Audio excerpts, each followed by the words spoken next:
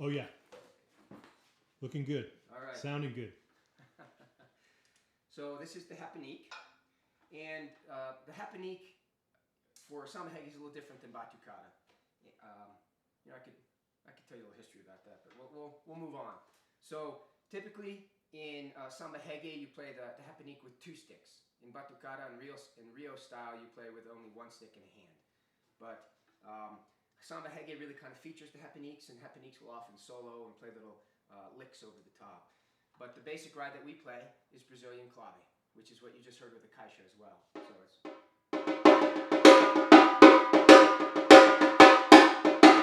Whoops, let me start that again. So the basic rhythm is Brazilian clave, which you heard with the caixa. So what is Brazilian clave? There we go. The basic rhythm with the... And what instrument is this again? Just yes, let's go all the way back. So, okay. Let me take this thing off.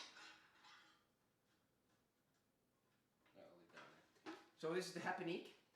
For samba hege, traditionally the Hapanique is played with 2 sticks, and oftentimes they're kind of nylon sticks because you get a nice crack with that, so they're quite a bit louder. The Hapaniques will often solo a lot, but what they play is the Brazilian clave, which is what you heard, one of the parts you heard on the caixa. And typically they won't both play that. So if you have Brazilian clave being played on the Hapanique, the caixas will play something else. You could also play any of the caixa parts on the Hapanique as well. They're all fairly interchangeable. I'm not going to play this too loud because it'll get really loud in here. So Brazilian clave.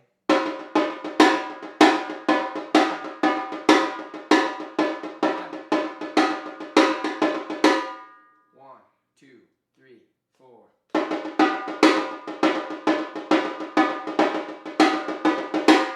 So that's the part for the Hapanique. Again, you can play any of the caixa parts on the Hapanique as well. All right, let's move on to the bell.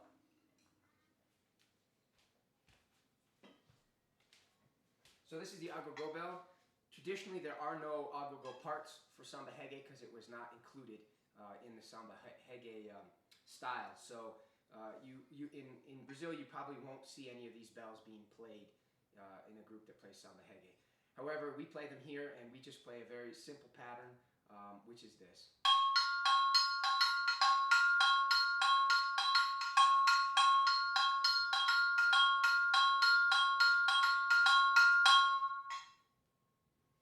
All right, am I missing any parts? Oh, tambourines. Make sure I know the part real quick.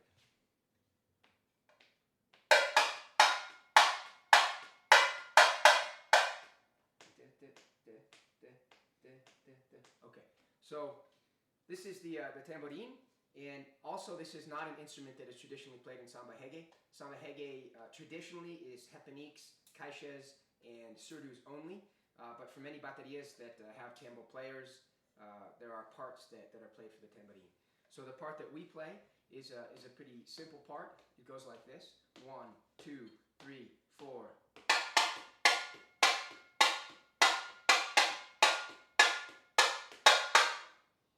Let me do that again because I think I mixed up the. I wanted to be in there. So this is the tambourine. This is an instrument that is also traditionally not played in samba hege. Samba hege traditionally is just the Hapaniques, the caixas, and the surdus. But many baterias play different Brazilian styles, have tambourine players. So there are some parts that you can play for that.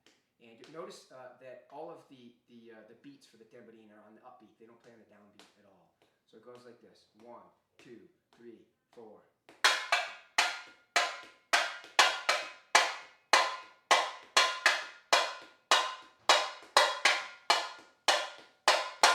I ended on the 1 there, so on the downbeat. Okay, so there's samba hege. So we have some breaks for this, don't we? Yep. Now some of the breaks we can do fairly simply, like the one that we're playing all 8 together. Yeah. That's what we signal as that. Like we could do that just with the roll-in. Like you could just explain that just with the snare drum, or what I know as a snare drum. Okay. That one. So in other words, you could say, this is the break that I signal like this. Yeah. Or you could first start by explaining a little bit about breaks. Like, okay. The thing I'm thinking about is a lot of these breaks are call and response, so it might be hard to do this with only one person. Okay. What do you? I wonder if we ought to have somebody come over and do this with us. Yeah. See how far we can get with this. I'll put the stuff up. Then you can take a look at like what I've done, and then we can kind of move it from there.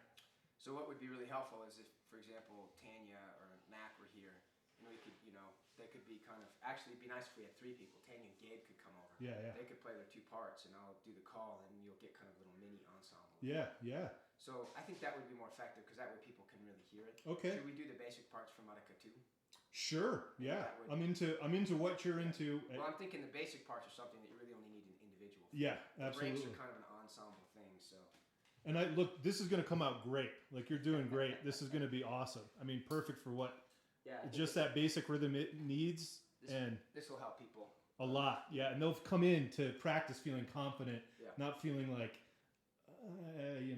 it's because it's intimidating. Yeah. Or I mean, not for me, because I'm a goof off and I don't care. But I think for a lot of people looking at you and Sam, they're just like, Yeah, well, we have a lot of material now. It's hard to we've learned it over time, and everyone else is expected to learn it right away.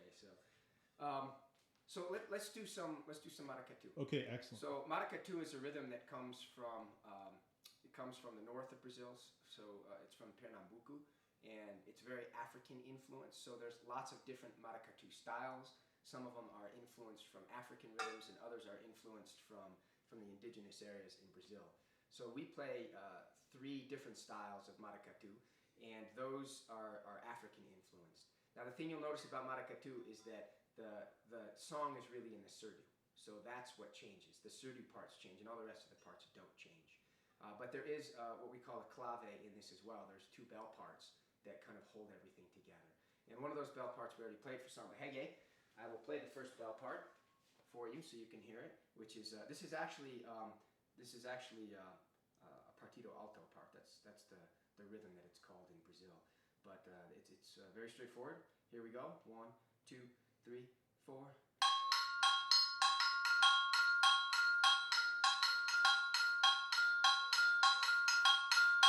Now there's a second bell part that goes with that. And I can't play them both at the same time. Maybe we'll get somebody over and do that later. We play it on the cowbell, but you could play it on one of those bells. In fact, why not just do that? I'll play it on this bell. So the second bell part goes like this. 1, 2, 3, 4.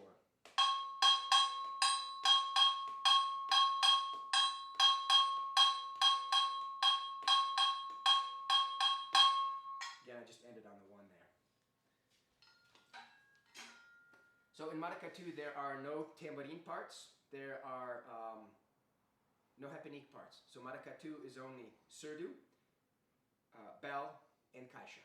And in fact, the surdus that we play are not traditional Marika 2 instruments. Usually it's an alfeia, which is a drum similar to a surdo with a natural cow head for playing. So they sound a little bit deeper, a little bit more boomy. But let's play the part for the caixa.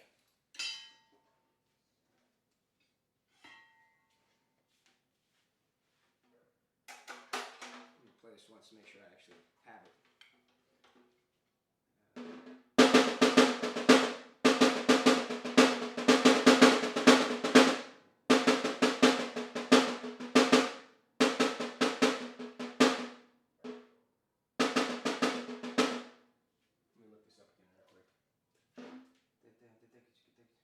Because it's kind of similar to our other part for caixa.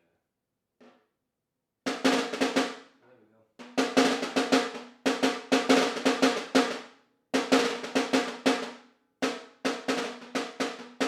There we go. So here's the caixa part for Marika 2.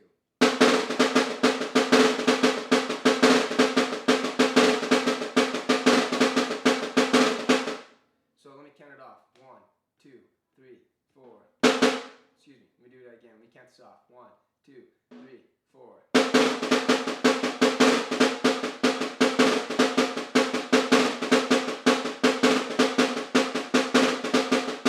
So there's a roll on that second hit, and I'm playing all of those strong notes with my right hand.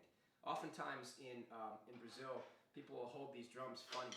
So the left hand is often a very weak hand. So if you play in a traditional grip, that works out really well. There are some parts that require a stronger left hand, and you might want to change to a power grip that a lot of drum players know. But it's actually very hard when you have a belt like this to play with a power grip. So I'm only playing with a strong right hand. To do that, you'd have to have a belt or something holding this kaisha on.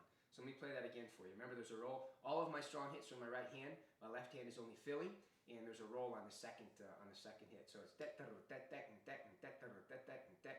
so 1, 2, 3. I'll play it a little slower. 1, 2, 3, 4.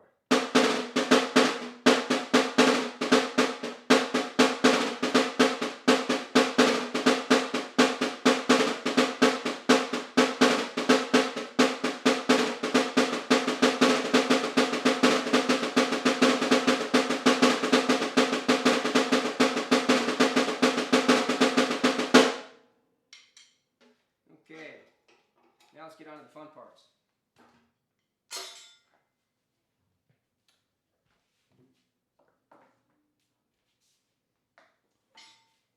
Okay, so in Maracatu, all of the alfaias, these are